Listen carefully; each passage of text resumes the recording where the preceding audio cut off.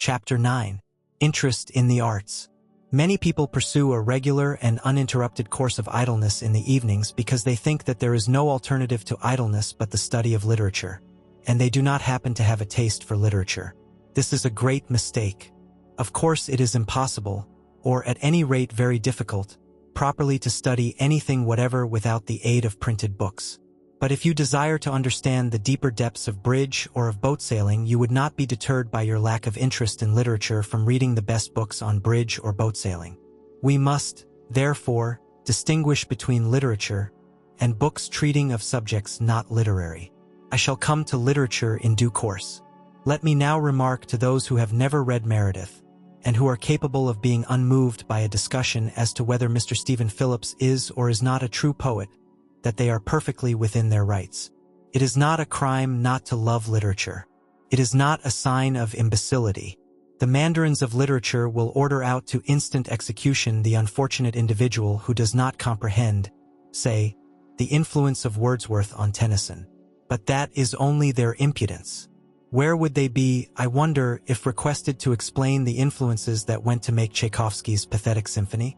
There are enormous fields of knowledge quite outside literature which will yield magnificent results to cultivators.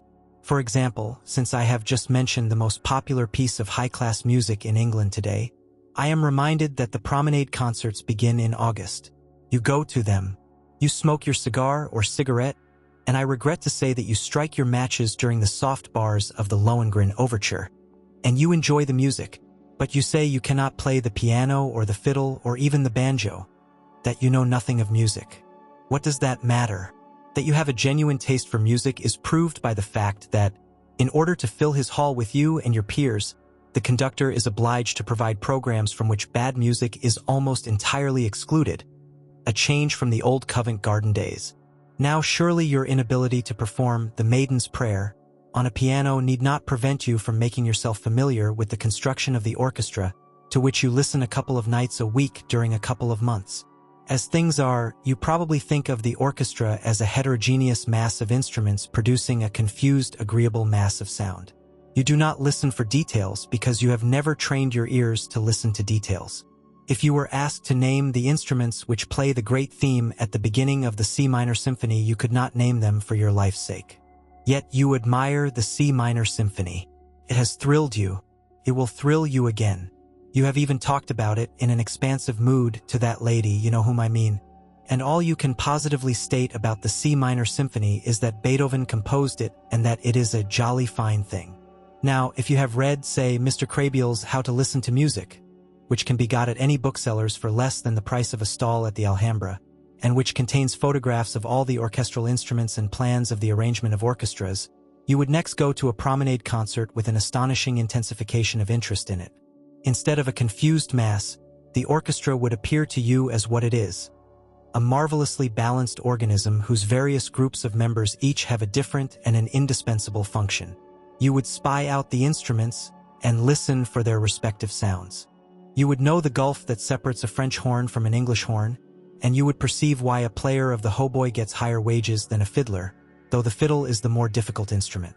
You would live at a promenade concert, whereas previously you had merely existed there in a state of beatific coma, like a baby gazing at a bright object. The foundations of a genuine, systematic knowledge of music might be laid. You might specialize your inquiries either on a particular form of music, such as the symphony, or on the works of a particular composer. At the end of a year of 48 weeks of 3 brief evenings each, combined with a study of programs and attendances at concerts chosen out of your increasing knowledge, you would really know something about music, even though you were as far off as ever from jangling The Maiden's Prayer on the piano. But I hate music, you say. My dear sir, I respect you. What applies to music applies to the other arts.